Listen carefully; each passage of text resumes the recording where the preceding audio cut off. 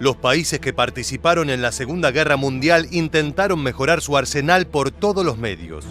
En esta contienda era crucial disponer del armamento más eficaz, aquel que permitiera aniquilar a los ejércitos enemigos en un abrir y cerrar de ojos. Por esta razón, los bandos en pugna se adentraron en una carrera armamentística que comenzó en 1939 y que no se detuvo hasta el final del conflicto bélico. El Eje y los aliados invirtieron monstruosas sumas de dinero para fabricar aviones, tanques, buques, fusiles, ametralladoras y piezas de artillería innovadoras. Algunas fueron vistas como un fracaso, ya fuera porque el diseño era inviable y fue desechado en la fase de desarrollo, o porque al momento de probarla su desempeño en el campo de batalla fue deficiente. Otras, en cambio, fueron consideradas un éxito y se cobraron la vida de miles de soldados, tal como era su objetivo. Entre 1943 y 1945, Gran Bretaña produjo una de las armas más particulares y letales de la Segunda Guerra Mundial. Un vehículo blindado cuyo cañón disparaba para atrás. No te muevas de tu pantalla porque en los próximos minutos te contaremos todo acerca del cazacarros Archer. ¿Estás listo?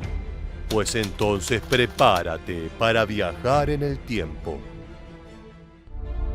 Se conoce como destructor de tanques o cazacarros a los vehículos de combate que están equipados con piezas de artillería capaces de destruir a los blindados enemigos. Los tanques son utilizados para combatir lo más cerca posible del enemigo, allí donde se desenvuelve la acción, ya sea en maniobras ofensivas o defensivas, para apoyar a las tropas de a pie. Los cazacarros, en cambio, tienen la tarea específica de contrarrestar a los vehículos blindados enemigos. Su uso se popularizó en tiempos de la Segunda Guerra Mundial, aunque los diseños variaban enormemente entre sí. Los más rudimentarios eran piezas de artillería montadas sobre la carcasa de tractores, aunque hubo otros muchos más sofisticados que utilizaban la estructura de tanques ligeros como soporte. Uno de los países que más dinero invirtió en la fabricación de cazacarros fue la Alemania nazi. Esto no es de extrañar, ya que los tanques jugaron un rol fundamental en su estrategia de conquistar Europa a través de ataques relámpago. Teniendo esto en cuenta, era lógico que buscaran defender sus vehículos blindados desplegando cazacarros en los flancos, como forma de repeler el avance de los tanques enemigos. Para optimizar su diseño, los científicos militares del Tercer Reich fabricaron sus cazacarros montando cañones de artillería sobre la carcasa de tanques de peso medio como el Panzer III.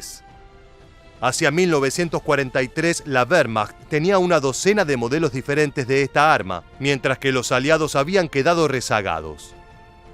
Los británicos habían desarrollado un temible cañón antitanques de 76,2 milímetros llamado Ordnance y conocido popularmente como 17 libras, aunque era una pieza de artillería estática. No tenía capacidad de autopropulsión, por lo que no podía ser movida fácilmente a lo largo del campo de batalla.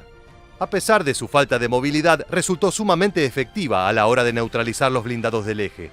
El cañón Ordnance pesaba 3.050 kilogramos, tenía una longitud de 4,5 metros y un ancho de 2,2. Su altura era de 1,6 metros y para manipularlo hacía falta un equipo de 6 artilleros. Debido a su considerable peso, era necesario remolcarlo en un camión, ya que los soldados a cargo no podían moverlo por sí mismos. Por otro lado, después de cada disparo, el retroceso hacía que el arma se hundiera en la tierra y quedara atascada allí, de manera que sacarla de su lugar y trasladarla a otro lado era una tarea sumamente engorrosa. Aún así, el Ordnance fue valorado por el ejército inglés por su poderío y su potencia de fuego, que hizo trizas cientos de tanques alemanes e italianos. Para solucionar sus problemas de movilidad, el gobierno británico le encargó a la empresa Vickers Armstrong adaptar el cañón de 17 libras a un vehículo.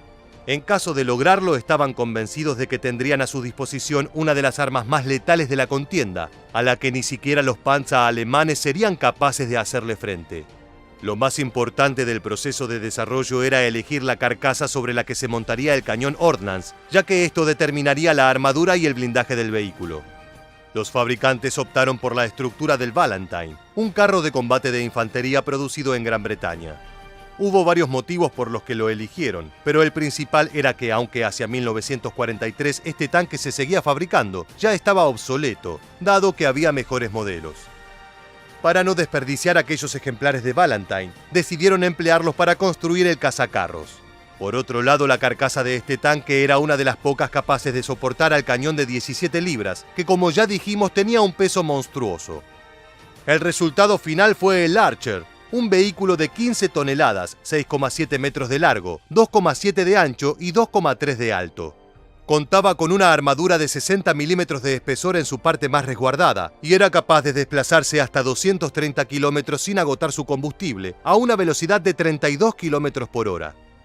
Además del cañón Ordnance, que podía realizar hasta 39 disparos, iba equipado con una ametralladora ligera Bren como arma secundaria.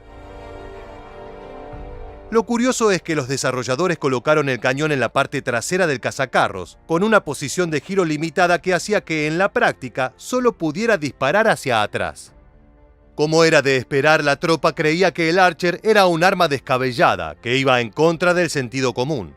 Sin embargo, cuando este destructor de tanques entró en acción en octubre de 1944, los soldados dejaron de lado su desconfianza. El cañón invertido del Archer terminó siendo una virtud, ya que facilitaba su utilización en emboscadas. El vehículo era conducido hasta un terreno elevado, preferentemente cerca de un bosque, o donde hubiera suficiente vegetación como para que pasara desapercibido. Por las dudas se buscaba engañar a los enemigos cubriendo la parte delantera del cañón con camuflaje, para simular que era un arma de fuego ligero en vez de una terrible máquina de destrucción. Una vez que el Archer estaba emplazado, se ajustaba la dirección de los disparos hasta que quedaba perfectamente apuntado, y al momento en que los tanques alemanes aparecían, comenzaba la acción. El cazacarros abría fuego y descargaba una lluvia de proyectiles, uno detrás de otro, sobre los carros de combate, hasta destruir la mayor cantidad posible. Los enemigos naturalmente se darían cuenta de que estaban siendo atacados por un cazacarros oculto a la distancia, y enviarían tropas para neutralizarlo. Aquí es donde el diseño del Archer le garantizaba una importante ventaja, y es que como el cañón estaba colocado a la inversa, el frente del vehículo ya estaba preparado para la huida. Si el cañón hubiera estado en la delantera, alineado con el conductor, hubiera sido necesario dar una vuelta completa para emprender la retirada. El cazacarros se alejaba antes de que sus rivales estuvieran cerca.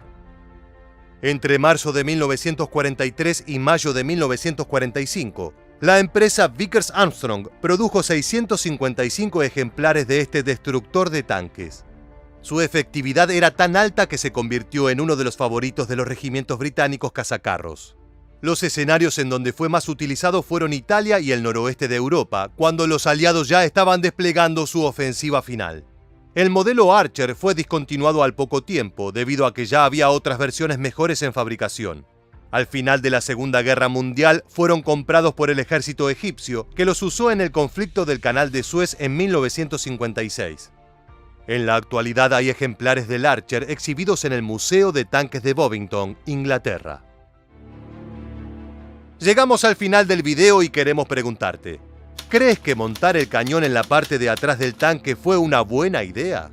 Déjanos tu respuesta en la bandeja de comentarios aquí debajo y no olvides suscribirte a nuestro canal para conocer muchos más sucesos militares que dejaron su huella en la historia.